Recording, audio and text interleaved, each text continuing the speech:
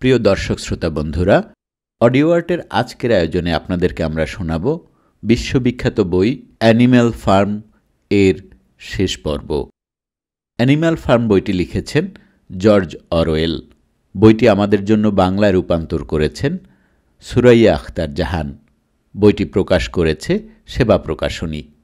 তো বন্ধুরা, চলুন শোনা যাক জর্জ অরওয়েলের অ্যানিম্যাল ফার্ম এর পঞ্চম তথা শেষ পর্ব। বক্সারের পা ভালো হতে অনেক দিন লাগল। বিজয় উৎসবের পরপরই আবার নতুন করে উইন্ডমিল তৈরির কাজে হাত দিল জন্তুরা। বক্সার আহত হলেও বিশ্রাম নিতে অস্বীকার করল। পায়ের ব্যথাটা লুকিয়ে রাখা তার কাছে এখন আত্মসম্মানের ব্যাপার।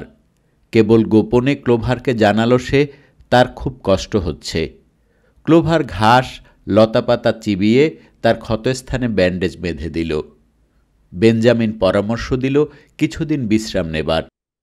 ঘোড়ার ফুসফুসে অতিরিক্ত খাটুনি সহ্য হয় না, বারবার করে বলল সে। কিন্তু বক্সার কারোর কথায় কান দেয় না। তার একটাই আশা, মৃত্যুর আগে নতুন উইন্ডমিলটা দেখে যাওয়া। জন্তুদের অবসর গ্রহণের নীতিমালা প্রণয়ন করা হয়েছে।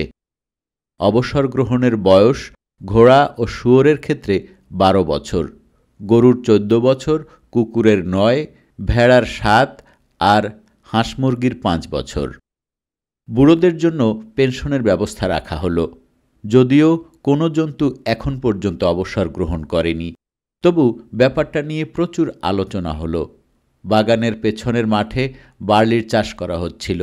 সিদ্ধান্ত হলো প্রয়োজনে সেটাকে অবসরপ্রাপ্তদের চারণভূমিতে রূপান্তরিত করা হবে। একটা ঘোড়ার পেনশনের পরিমাণ হবে রোজ 5 পাউন্ড শস্য, শীতকালে 15 পাউন্ড খড়, ছুটির দিনে একটা আপেল বা গাজর। নিয়ম অনুসারে সবার আগে অবসর গ্রহণ করবে বক্সার। আগামী গ্রীষ্মে তার 12 বছর পূর্ণ হবে। খামারের জীবন এখন অনেক কঠিন।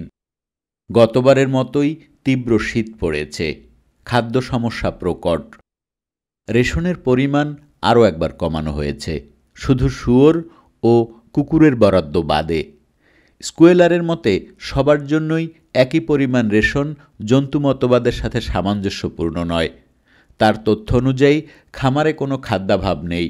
স্বল্প সময়ের জন্য কেবল রেশন ব্যবস্থায় একটু হেরফের করা হয়েছে।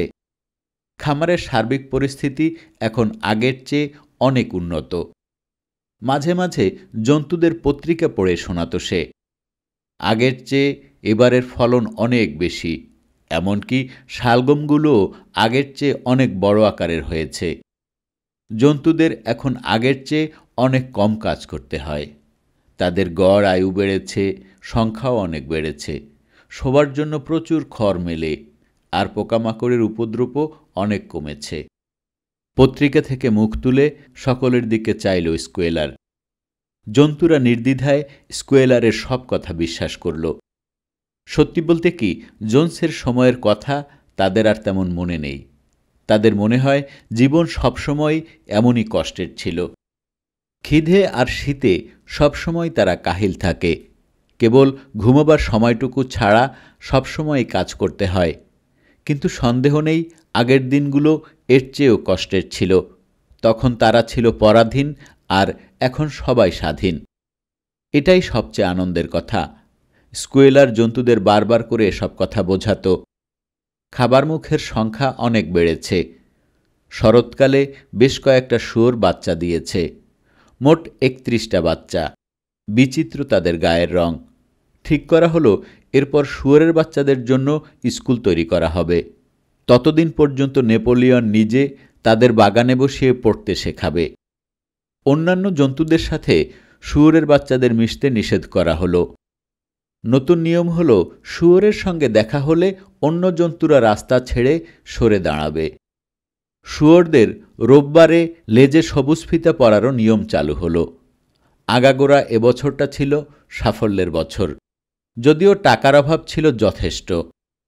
স্কুল তৈরির জন্য ইট, কাঠ, বালু আর উইন্ডমিলের যন্ত্রপাতির জন্য প্রচুর টাকা প্রয়োজন। তেল, মোমবাতি, নেপোলিয়নের জন্য চিনি, যন্ত্রপাতি, তার, পেরেক, লোহা, কয়লা আর কুকুরের বিস্কুটও কেনা দরকার।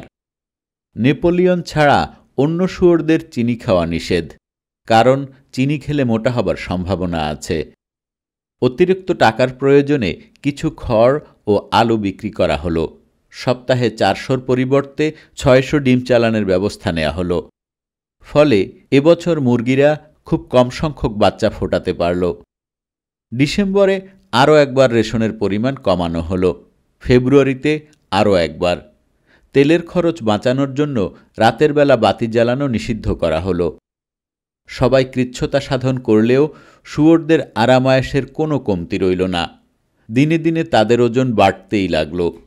ফেব্রুয়ারির এক বিকেলবেলা বাতাসে ভেসে এলো উষ্ণ লোভনীয় খাদ্যের সুগন্ধ। এমন লোভনীয় খাদ্যের সুঘ্রাণ জন্তুরা বহুদিন পায়নি। ভাবল কোনো উপলক্ষে হয়তো আজ বিশেষ খাবারের আয়োজন করা হয়েছে। গন্ধটা অনাহারে ক্লিষ্ট জন্তুদের আরও ক্ষুধার্ত করে তুলল। কিন্তু খাবার পাত্রে কোনো সুস্বাদু সুগন্ধি খাদ্যের দেখা মিলল না। পরের রোববার জন্তুদের জানানো হলো বার্লি কেবলমাত্র শুয়োরদের জন্য সংরক্ষিত থাকবে। শুয়োরদের রোজ 1 পাইন্ট করে বার্লি দেয়া হয়, আর নেপোলিয়ন পায় আধা গ্যালন। তাকে বার্লি পরিবেশন করা হয় দামি স্যুপের বাটিতে করে। জন্তুদের কখনো কখনো মনে হয় আগের চেয়ে বর্তমান জীবনটা বেশি কষ্টের। আবার ভাবে বোধহয় সময়টাই কষ্টের, কিন্তু সব সত্ত্বেও তারা সুখী। কারণ তারা এখন অনেক সম্মানজনক অবস্থানে আছে। তাছাড়া আনন্দের অনেক আয়োজন। আগের চেয়ে অনেক বেশি গান হয়, বক্তৃতা হয়, শোভাযাত্রা হয়। এরই মধ্যে নেপোলিয়ন সপ্তাহে একদিন আনন্দ শোভাযাত্রার কথা ঘোষণা করল। সে সময় খামারের সব কাজ বন্ধ থাকবে। জন্তুরা লাইন ধরে মার্চ করবে। সবার আগে থাকবে শুয়োর, তারপর ঘোড়া, গরু, ভেড়া এবং সবশেষে হাঁস মুরগিরা। কুকুরেরা থাকবে শোভাযাত্রার দুধারে। মার্চে নেতৃত্ব দেবে নেপোলিয়ন স্বয়ং। বক্সার আর ক্লোভার সবুজ রঙের সিংখুর আঁকা একটা ব্যানার বইবে, যাতে লেখা থাকবে কমরেড নেপোলিয়ন দীর্ঘজীবী হন। এই নতুন শোভাযাত্রা জন্তুদের মধ্যে খানিকটা উদ্দীপনার সৃষ্টি করল। শোভাযাত্রায় নেপোলিয়নের সম্মানে রচিত কবিতা আবৃত্তি করা হল। স্কুয়েলার শস্য ও খামারের উন্নয়ন সম্পর্কিত দীর্ঘ বক্তৃতা রাখল। ভেড়ারা অচিরেই এই অনুষ্ঠানের মহাভক্ত হয়ে উঠল। কারোর কারোর মনে হল এটা নিছক বাড়াবাড়ি। তারা এর প্রতিবাদ করতে চাইল। শুয়োর কুকুরেরা আশপাশে না থাকলে মৃদু প্রতিবাদও করত, কিন্তু তা হতো কেবলই সময়ের অপচয়। দীর্ঘ ঠান্ডার মধ্যে আরও খানিকক্ষণ দাঁড়িয়ে থাকা। নেপোলিয়ন ভক্ত ভেড়াগুলো প্রতিবাদকারীদের 4 পেয়েরা বন্ধু 2 পেয়েরা শত্রু বলে চিৎকার করে থামিয়ে দিত। বেশিরভাগ জন্তুই এই শোভাযাত্রা পছন্দ করল। গান, শোভাযাত্রা, স্কুয়েলারের লম্বা ফর্দ, তোপধ্বনি, মোরগের ডাক খানিকক্ষণের জন্য হলেও তাদের খিদে ভুলিয়ে রাখত। এপ্রিল মাসে অ্যানিমাল ফার্মকে প্রজাতন্ত্র ঘোষণা করা হলো। ফলে শিগগিরই একজন রাষ্ট্রপতি নির্বাচনের প্রয়োজন দেখা দিল। প্রার্থী ছিল একজনই, নেপোলিয়ন। বিনা প্রতিদ্বন্দ্বিতায় সে জন্তু খামারের প্রজাতন্ত্রের রাষ্ট্রপতি নির্বাচিত হল। একই দিনে স্নোবলের বিশ্বাসঘাতকতার কিছু নতুন দলিল পাওয়া গেল। এতে নিশ্চিত বোঝা গেল যে স্নোবল কখনোই জন্তুদের পক্ষে ছিল না। গোশালার যুদ্ধে সে সরাসরি জোন্সের পক্ষে লড়েছে। যুদ্ধের সময় তার স্লোগান ছিল মানবতার জয় হোক। কারোর কারোর মনে পড়ল স্নোবলের পিঠে জখম হয়েছিল নেপোলিয়নের কামড়ে। পা ভালো হবার পর বক্সার আগের চেয়েও বেশি পরিশ্রম করতে শুরু করল। অবশ্য সব জন্তুই সারাদিন হাড়ভাঙা খাটুনি খাটে। নিয়মিত কাজ ছাড়াও আছে উইন্ড মিলের কাজ। তার ওপর স্কুল বানানোর কাজও শুরু হলো মার্চ মাসে। অপর্যাপ্ত খাবার আর অতিরিক্ত খাটুনি অনেক সময় জন্তুদের অসহ্য মনে হতো। কেবল বক্সারেরই কোনো ক্লান্তি নেই। কথায় বা কাজে কখনো বোঝা যেত না তার বয়স হয়েছে। শরীরে আর আগের মতো জোর নেই। তার চোখ দুটো উজ্জ্বলতা হারিয়েছে, 2 কাঁধ ঝুলে পড়েছে। সবাই বলাবলি করে বসন্তে নতুন ঘাস গজাবার আগেই বক্সার মারা যাবে। বসন্ত এলো, কিন্তু বক্সারের কোনো পরিবর্তন হলো না। মাঝে মাঝে পাথর ভাঙতে গিয়ে খুব ক্লান্ত হয়ে গেলে মাটিতে ঠেস দিয়ে একটু জিরিয়ে নেয় সে, আর বিড়বিড় করে নিজেকে শোনায়, আমি আরও বেশি কাজ করব। ক্লোভার বেঞ্জামিন তাকে স্বাস্থ্যের দিকে নজর রাখতে বলে, কিন্তু বক্সার কারোর কথা কানে নেয় না। 12তম জন্মদিন পেরিয়ে গেল, তবুও সে অবসর নিল না। একদিন বিকেলবেলা শোনা গেল বক্সারের কি যেন হয়েছে। সে একাই অনেকগুলো পাথর বয়ে নিয়ে যাচ্ছিল উইন্ডমিলে। কবুতর খবর নিয়ে এলো বক্সার হাঁটু ভেঙে পড়ে গেছে, আর উঠতে পারছে না। খবরটা শোনা মাত্র খামারের প্রায় অর্ধেক জন্তু উইন্ডমিলের গোড়ায় জমা হলো। বক্সার মাটিতে শুয়ে আছে, ঘাড়ে ব্যথা পেয়েছে সে, মাথা তুলতে পারছে না। তার সারা শরীর ভিজে গেছে ঘামে, চোখ জ্বলজ্বল করছে, কষ বেয়ে রক্ত পড়ছে। পাশে হাঁটু গেড়ে বসা ক্লোভার ব্যাকুল হয়ে বারবার প্রশ্ন করছে, বক্সার, তোমার কি হয়েছে? কি হয়েছে তোমার বক্সার? আমার ফুসফুস দুর্বল হয়ে গেছে, দুর্বল গলায় জবাব দিল বক্সার। অবশ্য তেমন কষ্ট হচ্ছে না। আমার ধারণা আমাকে ছাড়াই তোমরা উইন্ডমিলটা শেষ করতে পারবে। এবার আমি অবসর নিতে চাই। বেঞ্জামিনেরও বয়স হয়েছে, সে আমার সঙ্গে অবসর নিলে আমি একজন সঙ্গী পাই। কেউ একজন সাহায্য করো ওকে, আর্তনাদ করে উঠল ক্লোভার। স্কোয়েলারকে খবর দাও। সবাই ছুটল স্কোয়েলারকে খবর দিতে। ক্লোভার আর বেঞ্জামিন বক্সারের কাছে বসে তার গায়ের মাছি তাড়াতে লাগল। স্কোয়েলার নেপোলিয়নের কাছ থেকে সহানুভূতিসূচক বার্তা নিয়ে এলো। কমরেড নেপোলিয়ন তার একজন সৎ, নিষ্ঠাবান ও পরিশ্রমী নাগরিকের অসুস্থতায় গভীর সহানুভূতি প্রকাশ করেছে। তিনি অবিলম্বে বক্সারকে সুচিকিৎসার জন্য উইলিংডন পশু হাসপাতালে প্রেরণের সিদ্ধান্তও নিয়েছেন। এ সিদ্ধান্তে জন্তুরা অস্বস্তি বোধ করল। মলি ও স্নোবল ছাড়া আর কেউ কখনো খামারের বাইরে যায়নি। একজন অসুস্থ কমরেডকে মানুষের তত্ত্বাবধানে ছেড়ে দেওয়া হবে, কথাটা কারোরই ভালো লাগল না। স্কোয়েলার তাদের বোঝালো, এই অবস্থায় একজন পশু চিকিৎসকই বক্সারের সবচাইতে বেশি উপকারে আসবে। আধা ঘন্টা পর একটু সুস্থ বোধ করায় বক্সার স্টলে ফিরল। ক্লোভার আর বেঞ্জামিন তার জন্য নরম খড়ের বিছানা তৈরি করে দিল। পুরো 2 দিন বক্সার স্টলে শুয়ে বিশ্রাম নিল।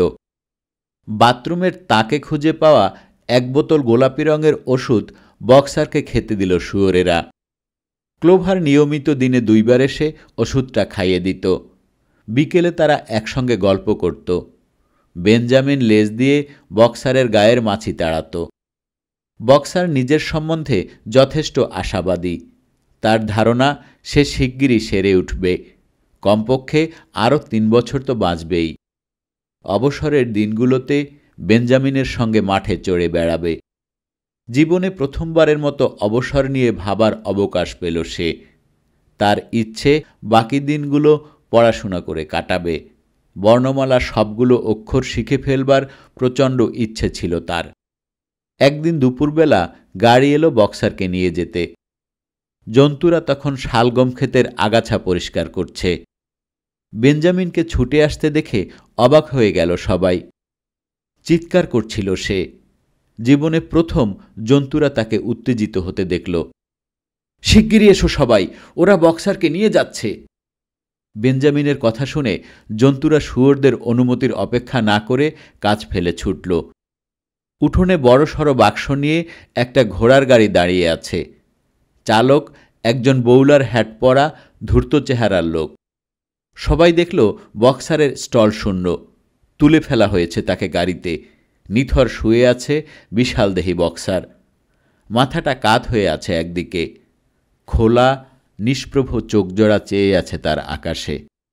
গাড়ির চারধারে জড়ো হলো জন্তুরা। বিদায় বক্সার, তারা বলল। বিদায়। বোকার দল, মাটিতে পা ঠুকে বিষণ্ণ কণ্ঠে বলল বেঞ্জামিন। বোকার দল, গাড়ির গায়ে কি লেখা আছে দেখতে পাচ্ছ না? জন্তুরা চুপ করল। মুরিয়েল গাড়ির গায়ে লেখাগুলো বানান করে পড়তে শুরু করল। বেঞ্জামিন তাকে ঠেলে সরিয়ে জোরে জোরে পড়ল লেখাটা, আলফ্রেড সিমস, ঘোড়ার কসাই ও আঠা সরবরাহকারী, উইলিংডন। তার মানে? প্রশ্ন করল একটি হতভম্ব কণ্ঠ। কে ঠিক বোঝা গেল না। এখনো বুঝতে পারছ না? ওরা বক্সারকে কসাইখানায় নিয়ে যাচ্ছে, আর্তনাদ করে উঠল জন্তুরা। এ সময় গাড়ির চালক লোকটা চাবুক হাঁকল। গাড়ি ধীরে ধীরে চলতে শুরু করল। চিৎকার করে গাড়ির পিছু নিল সবাই। ক্লোভার রাস্তার মাঝখানে দাঁড়াল। গাড়ির গতি ধীরে ধীরে বাড়ছে। ক্লোভার চিৎকার করল, বক্সার, বক্সার! এমন সময় ছোট্ট জানালায় বক্সারের সাদা ডোরাকাটা নাকটা দেখা গেল পলকের জন্য। Boxer, boxer! ক্লোভার চিৎকার করল, বক্সার বেরিয়ে এসো, ওরা তোমাকে হত্যা করতে নিয়ে যাচ্ছে। সবাই চিৎকার করছে, বেরিয়ে এসো বক্সার, বেরিয়ে এসো! কিন্তু গাড়ি ইতিমধ্যে পূর্ণ গতিতে চলতে শুরু করেছে। বক্সার তাদের কথা শুনতে পেয়েছে কিনা বোঝা গেল না। জানালায় তাকে আর দেখা গেল না। কেবল গাড়ির গায়ে তার লাথির আওয়াজ শোনা গেল। সে বেরুবার চেষ্টা করছে। একসময় বক্সারের দু একটা লাথিতেই এই গাড়ি ভাঙার জন্য যথেষ্ট ছিল। কিন্তু হায়, সেই দিন আর নেই। বয়স আর অতিরিক্ত খাটুনিতে তার সব শক্তি কেড়ে নিয়েছে। জন্তুরা মরিয়া হয়ে গাড়ি টানা ঘোড়াদের কাছে মিনতি করল, কমরেড, নিজের ভাইকে তোমরা মৃত্যুর দিকে ঠেলে দিও না। কিন্তু বোকা জন্তুরা সে কথা বুঝল না। কান নাড়িয়ে এগিয়ে চলল নিজ গন্তব্যে। খানিক পর সদর গেট বন্ধ করার বুদ্ধি দিল একজন, কিন্তু বড্ড দেরি হয়ে গেছে। ততক্ষণে সদর গেট পেরিয়ে বড় রাস্তায় পৌঁছে গেছে গাড়ি। এরপর বক্সারকে আর কখনো দেখেনি কেউ। 3 দিন পর জানা গেল বক্সার উইলিংডন পশু হাসপাতালে মৃত্যুবরণ করেছে। প্রয়োজনীয় ওষুধ আর সেবার কোনো অভাব হয়নি সেখানে। দুঃসংবাদটা স্কুয়েলার সবাইকে জানাল।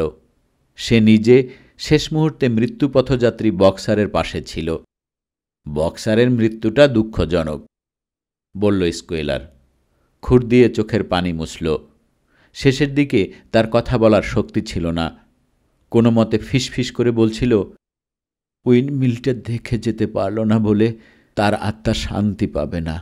এগিয়ে যাও বন্ধুরা, সে বলেছিল। বিদ্রোহের কসম, তোমরা থেমে পড়ো না। অ্যানিমাল ফার্ম দীর্ঘজীবী হোক, কমরেড নেপোলিয়ন দীর্ঘজীবী হোক, কমরেড নেপোলিয়ন সর্বদাই সঠিক। বন্ধুরা, এই ছিল তার শেষ কথা। খানিকক্ষণ চুপচাপ থাকল স্কুয়েলার। তারপর আচরণ একটু বদলে গেল। কুঁতকুঁতে চোখে সন্দেহ নিয়ে এদিক সেদিক তাকাল সে। তারপর স্থির হয়ে বলল, সে জানতে পেরেছে যে বক্সারের ব্যাপারটা নিয়ে একটা বাজে কথা ছড়িয়েছে জন্তুদের মধ্যে। কেউ কেউ বলছে যে গাড়িতে করে বক্সারকে নিয়ে যাওয়া হয়েছিল তা নাকি কসাইয়ের গাড়ি। তারা নাকি গাড়ির গায়ে কসাইয়ের নাম পর্যন্ত লেখা দেখেছে। স্কুয়েলারের বিশ্বাস, এরকম বাজে কথায় কান দেবার মতো বোকা কেউ নিশ্চয়ই নয়। সে লেজ নাড়িয়ে এদিক সেদিক তাকাল। তোমাদের নেতা কমরেড নেপোলিয়ন এতটা হৃদয়হীন নন। পুরো ব্যাপারটার একটা সরল ব্যাখ্যা আছে।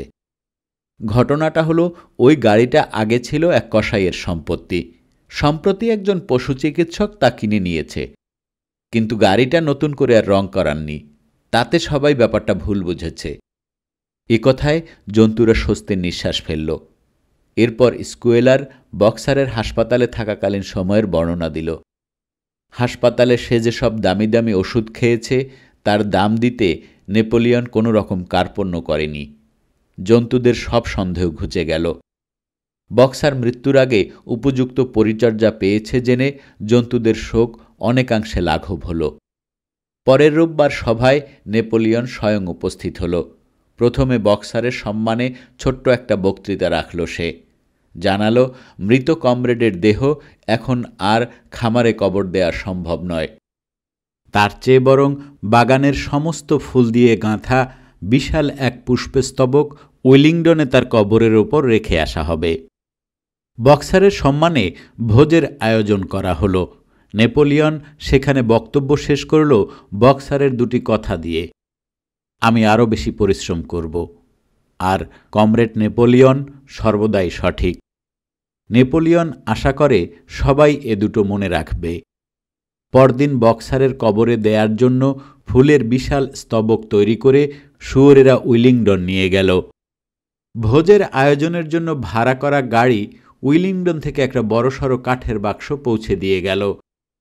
সে রাতে ফার্ম হাউস থেকে ভেসে এলো গানের সুর, আর সেই সাথে ভয়ানক ঝগড়া। এরকম চলল রাত 11টা পর্যন্ত। একসময় শোনা গেল কাঁচ ভাঙার শব্দ। এরপর সব নিস্তব্ধ। পরদিন দুপুরের আগে কেউ ফার্ম হাউস থেকে বের হলো না। পরে জানা গেল শুয়োরেরা কি করে যেন 1 বক্স হুইস্কি কেনার টাকা জোগাড় করে ফেলেছে। বছর গড়িয়ে যায়, ঋতু বদল হয়, স্বল্পায়ু জন্তুরা পৃথিবী থেকে বিদায় নেয়। এমন একটা সময় এলো যখন বিদ্রোহের কথা মনে রাখার মতো আর কেউ রইল না। কেবল রইল ক্লোভার, বেঞ্জামিন, মোজেস আর একটা শুয়োর। মুরিয়েল নেই। ব্লুবেল, জেসি আর পিনসারও মারা গেছে। মিস্টার জোন্স মারা গেছেন অতিরিক্ত মদ পানে, লিভার পচিয়ে। স্নোবল বিস্মৃত। বক্সারের কথাও কারোর মনে নেই, কেবল জীবিতদের মধ্যে তাকে যারা চিনত তারা ছাড়া। ক্লোভার এখন বুড়ো পেটমোটা ঘোড়া, শরীরের গাঁটে গাঁটে ব্যথা আর চোখের কোণে পিচুটি জমেছে। 2 বছর আগে তার অবসর গ্রহণের মেয়াদ পেরিয়ে গেছে, কিন্তু জন্তুরা আসলে কখনোই অবসর নেয় না।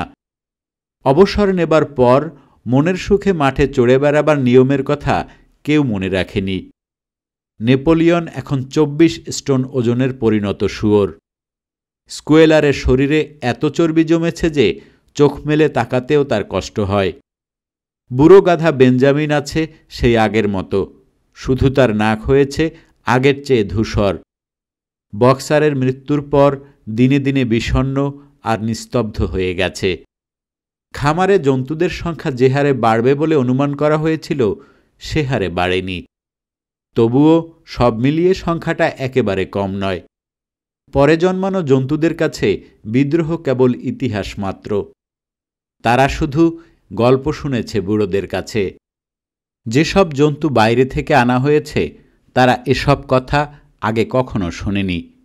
ক্লোভার ছাড়া আরও 3টে ঘোড়া রয়েছে খামারে, টগবগে, পরিশ্রমী, কিন্তু ভীষণ বোকা। এদের কেউই এবি ছাড়া অন্য কোনো বর্ণ চিনতে শেখেনি। বিদ্রোহ বা জন্তু মতবাদ সম্পর্কে যা বলা হতো সব তারা নির্দ্বিধায় মেনে নিত। বিশেষ করে ক্লোভারের কথা। ক্লোভারকে তারা মায়ের মতো শ্রদ্ধা করত, কিন্তু তার কথার মানে তারা কতখানি বুঝত তা বলা মুশকিল। খামারের অনেক উন্নতি হয়েছে। মিস্টার পিলকিংটনের কাছ থেকে 2টো জমি কেনা হয়েছে, উইন্ডমিলের কাজ শেষ হয়েছে। এর সাহায্যে ফসল কাটার যন্ত্র ও কপিকল চালানো হয়। অনেক নতুন বিল্ডিং হয়েছে। মিস্টার হুইম্পার নিজের জন্য ঘোড়ার গাড়ি কিনেছেন। উইন্ডমিলের উৎপাদিত শক্তি শস্য ভাঙার কাজে ব্যবহার করা হয় এবং এর মাধ্যমে প্রচুর টাকা আয় হয়। জন্তুরা আরেকটা উইন্ডমিল বানানোর কাজে হাত দিয়েছে। এটার কাজ শেষ হলে তা দিয়ে ডায়নামো চলবে। স্নোবলের দেয়া প্রতিশ্রুতি, গোশালায় বৈদ্যুতিক বাতি, গরম পানি, সপ্তাহে 3 দিন কাজ, এসব কথা আর শোনা যায় না। নেপোলিয়ন বলেছে এসব কথা জন্তু মতবাদ বিরোধী। তার মতে কঠোর পরিশ্রম আর মিতব্যয়িতার মধ্যেই আসল সুখ নিহিত। অবস্থা দৃষ্টে মনে হচ্ছে দিনে দিনে খামারের উন্নতি হচ্ছে, কিন্তু জন্তুদের জীবনযাপনের মান সেই আগের মতোই রয়ে গেছে, শুধুমাত্র শুয়োর আর কুকুর ছাড়া। কারণটা সম্ভবত ওরাই খামারের সংখ্যাগরিষ্ঠ প্রজাতি। তারা খামারের কাজকর্ম করত না, তবে কাজ যে একেবারেই করত না তা নয়। তারা খাটত ফ্যাশনের পেছনে। স্কুয়েলার অবশ্য জন্তুদের কাজকর্ম দেখাশোনা করত। শুয়োরদের কাজ সম্বন্ধে তার ব্যাখ্যা কখনোই থামত না। সে বলতো শুয়োরেরা সারাদিন রিপোর্ট, ফাইল, এসব অদ্ভুত জিনিস নিয়ে কাজ করে।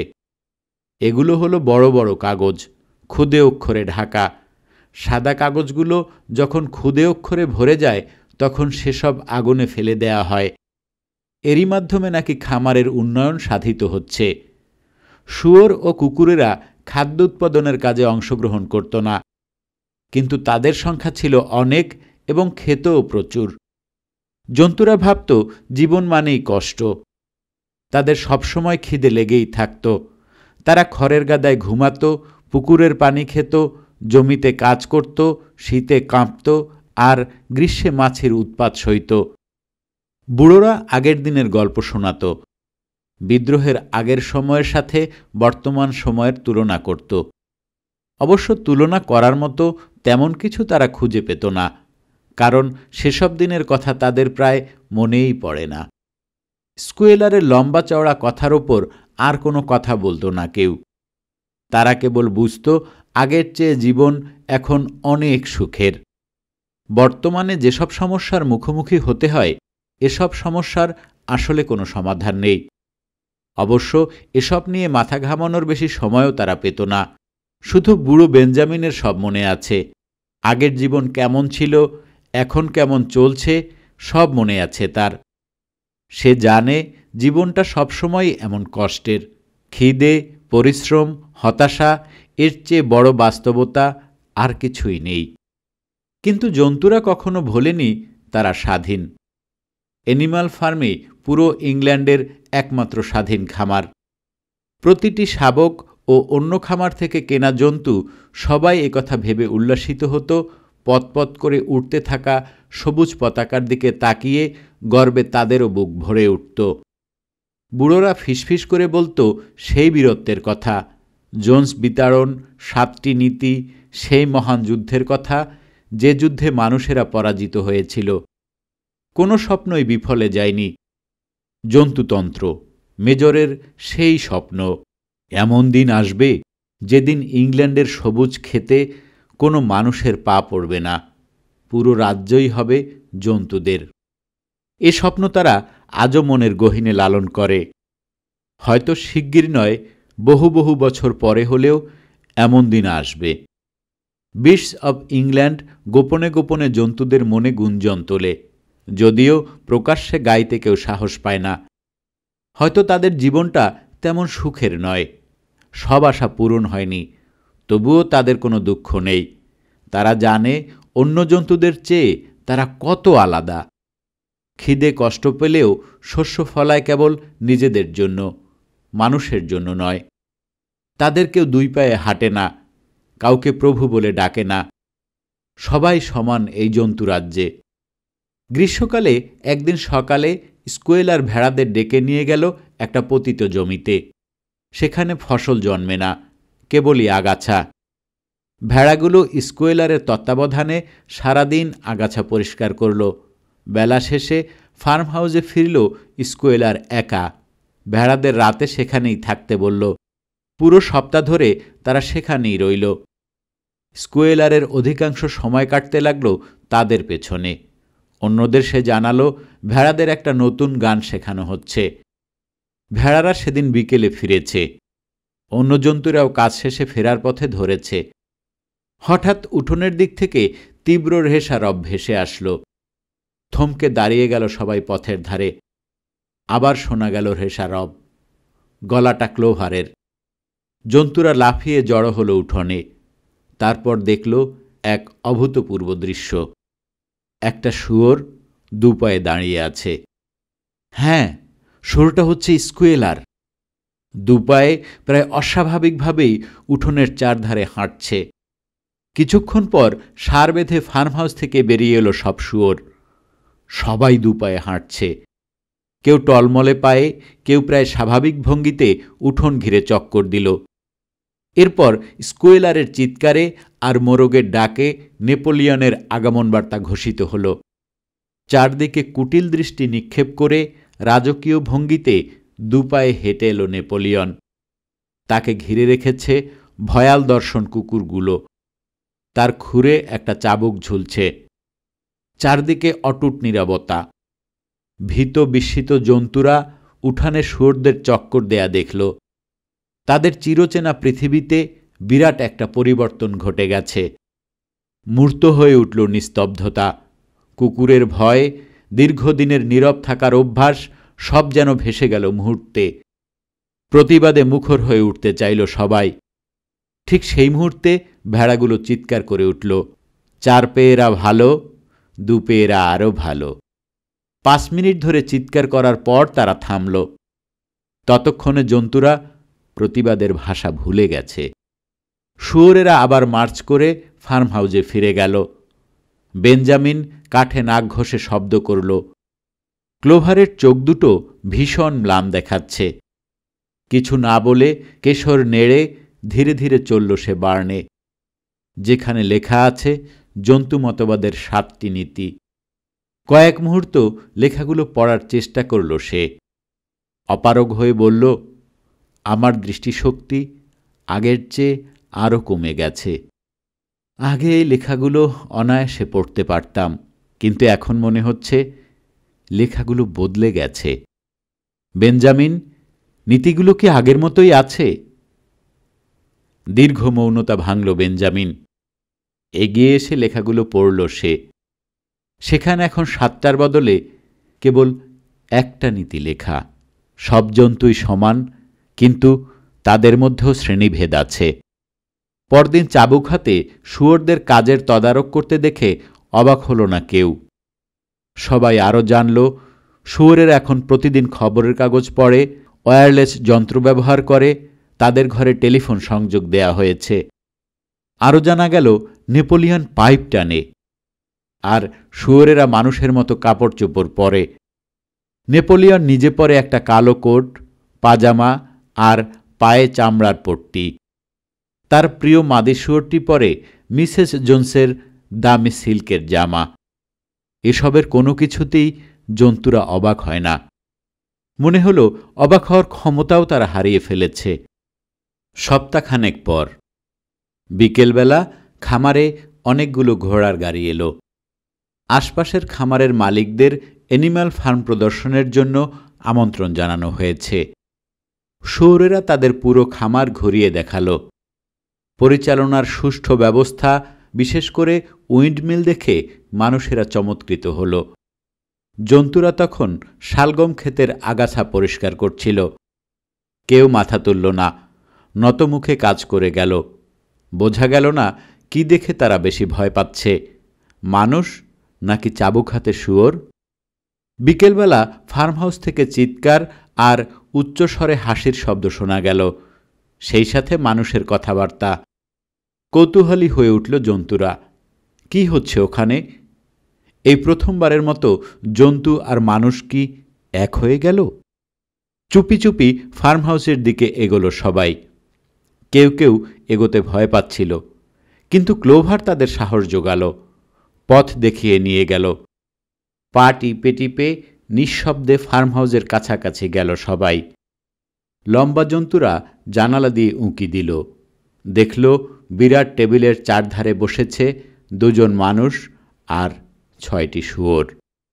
নেপোলিয়ন বসেছে টেবিলের এক মাথায়। বেশ স্বাচ্ছন্দ্যের সঙ্গেই টেবিলে বসেছে শুয়োরেরা। সবাই মনোযোগ দিয়ে তাস খেলছে। মদ পানের জন্য মাঝখানে একবার বিরতি দেওয়া হলো খেলায়। জগ থেকে সবার গ্লাসে ভরে দেওয়া হলো পানীয়। খোলা জানালায় উঁকি দেয়া জন্তুদের বিস্মিত মুখ কারো নজরে পড়ল না।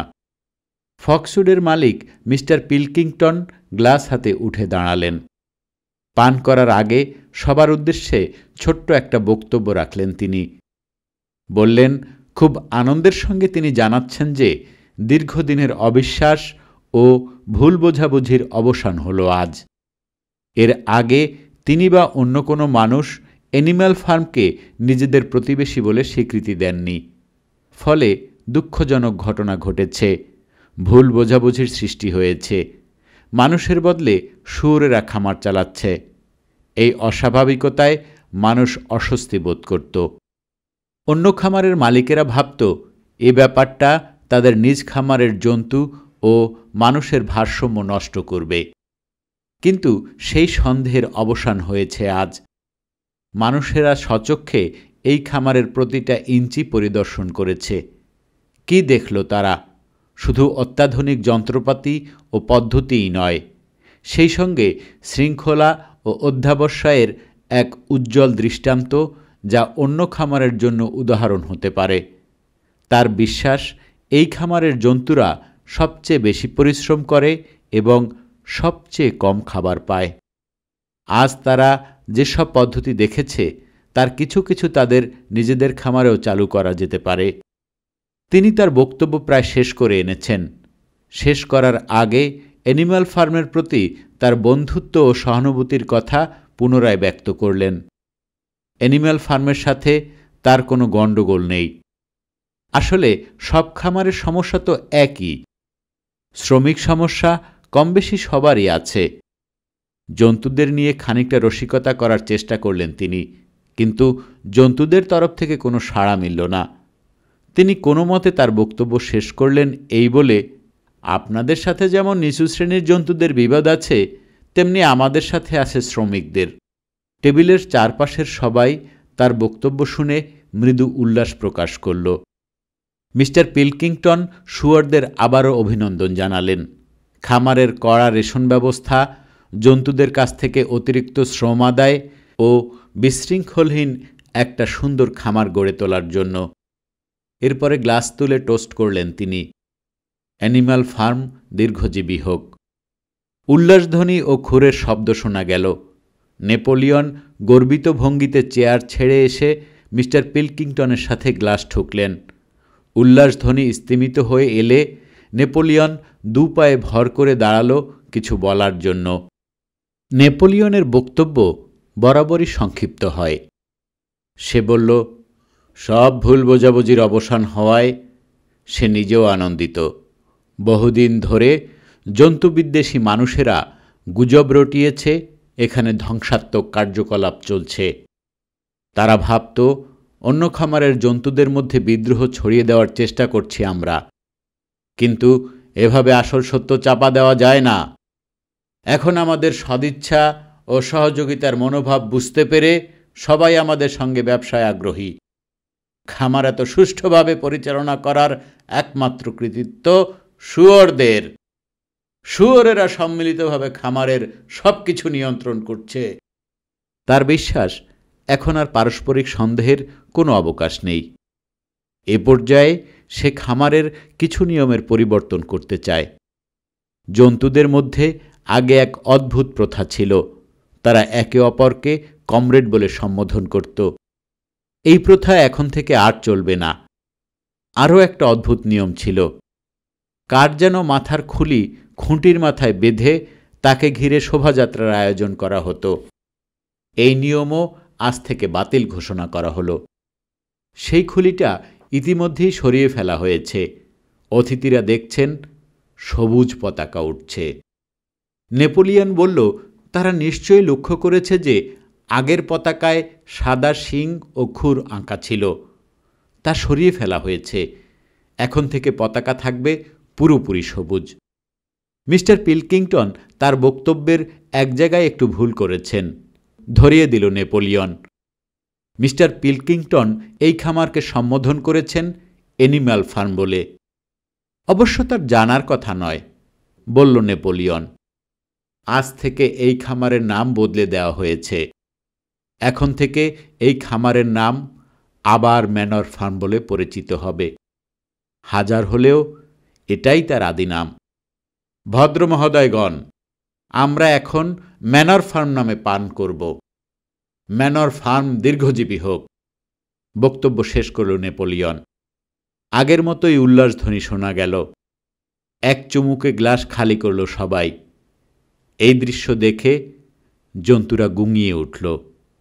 যেন ভয়ঙ্কর ও মর্মান্তিক কোনো দৃশ্য দেখছে সবাই। শুয়োরদের চোখে মুখে এ কিসের ছায়া? ক্লোভারের ম্লান দৃষ্টি সবার মুখ ছুঁয়ে গেল। জন্তুদের মন কেমন করে উঠল। কি যেন বদলে যাচ্ছে। উল্লাসধ্বনি স্তিমিত হয়ে এলো। শুয়োরেরা হাতের তাসের দিকে মনোযোগ দিল। খেলা চলতে লাগল। এক সময়ে নিঃশব্দে পিছিয়ে এলো জন্তুরা, কিন্তু ২০ গজ না যেতেই থামতে হলো তাদের। ফার্ম হাউসে চিৎকার আর গোলমাল শোনা যাচ্ছে। আবার জানালায় ভিড় জমালো জন্তুরা। হ্যাঁ, ভীষণ রকম গোলমাল বেঁধেছে। চিৎকার, হইচই, কুটিল চাহনি আর তীব্র প্রতিবাদ চলছে ভেতরে। গোলমাল বেঁধেছে নেপোলিয়ন ও মিস্টার পিলকিংটনের মধ্যে তাদের খেলা নিয়ে। তারা দুজনের আগে চিৎকার করছে। দুটো গলার স্বর প্রায় একই রকম। এখন বোঝা যাচ্ছে শুয়োরদের চোখে কিসের ছায়া, কিসের আভাস। জন্তুরা শুয়োর থেকে মুখ ফিরিয়ে মানুষের দিকে তাকালো। মানুষ থেকে আবার শুয়োর, শুয়োর থেকে মানুষ, আবার মানুষ থেকে শুয়োর, আবার শুয়োর থেকে মানুষ। তাদের চোখের সামনে চেহারাগুলো একাকার হয়ে যেতে থাকল। কোনটা শুয়োর আর কোনটা মানুষ বোঝা মুশকিল হয়ে দাঁড়াল। প্রিয় দর্শক শ্রোতা বন্ধুরা, আপনাদেরকে অসংখ্য ধন্যবাদ দীর্ঘ সময় ধরে ধৈর্য সহকারে এই বইটি শোনার জন্য। আমরা কোনো গল্প উপন্যাস এই চ্যানেলে পড়ে শোনাই না, কিন্তু তারপরেও পাঠক হিসেবে আমার মনে হলো অ্যানিম্যাল ফার্ম বইটি মনে হয় এই সময়ের সাথে খুব বেশি সম্পর্কযুক্ত। তাই আমরা সিদ্ধান্ত নিলাম এই বইটি আপনাদের পড়ে শোনাই। আপনারা কি এই বইটির সাথে আপনার জীবনের কোনো সময়ের মিল খুঁজে পাচ্ছেন? যদি মিল খুঁজে পান তাহলে আমাদের মন্তব্যের ঘরে জানাবেন। পঞ্চম পর্বের সাথে সাথে শেষ হলো আমাদের পুরো বইটি। বন্ধুরা, আপনাদের সুবিধার্থে এই বইটির প্রথম পর্ব থেকে শুরু করে শেষ পর্ব পর্যন্ত সমস্ত পর্বগুলো নিয়ে আমরা একটি অডিও ট্র্যাক করব এবং সেটিও আমাদের চ্যানেলেই থাকবে। আপনারা যারা একসাথে পুরো বইটি শুনতে চান তাদের জন্যই ব্যবস্থা। সবাই ভালো থাকবেন, সুস্থ থাকবেন। শীঘ্রই আমাদের কথা হবে নতুন কোনো বইয়ে। আজকের মতো শুভ বিদায়।